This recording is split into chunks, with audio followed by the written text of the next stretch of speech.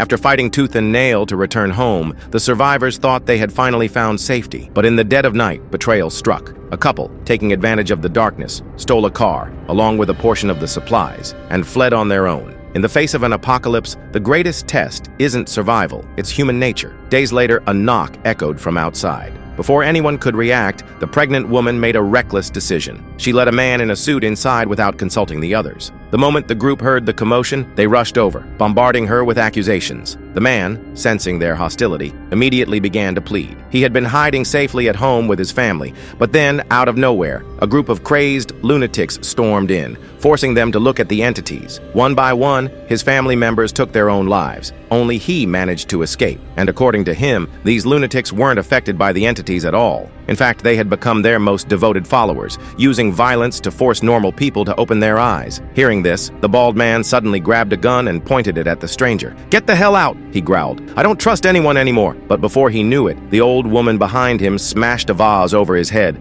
knocking him out. The group locked the unconscious bald man in the garage. The suited man stayed. The next day, both pregnant women went into labor at the same time. Mike and the old woman stayed upstairs to help, leaving only the suited man downstairs. He took out a stack of drawings from his bag. Every single one depicted horrifying, grotesque entities. Then he took the caged birds, the only natural warning system against the creatures, and stuffed them into the refrigerator. Next, he unlocked the windows. Standing before the open glass, he gazed outside with pure, unhinged delight. The bald man witnessed everything in the garage and realized that the man in the suit was a follower of the spirits. Just then, Mike came downstairs, only to be knocked out from behind by the man in the suit. Then he grabbed a remote and pressed a button. The garage door slid open, leaving the bald man fully exposed to whatever lurked outside. Finally, the suited man made his way upstairs. Two newborns lay in their mother's arms. His eyes gleamed with eerie fascination. "They are beautiful." Grinning like a madman, he yanked open the curtains. Marilyn instinctively shielded her eyes, but the other mother wasn't fast enough. The moment she saw them, her expression changed. Marilyn didn't hesitate.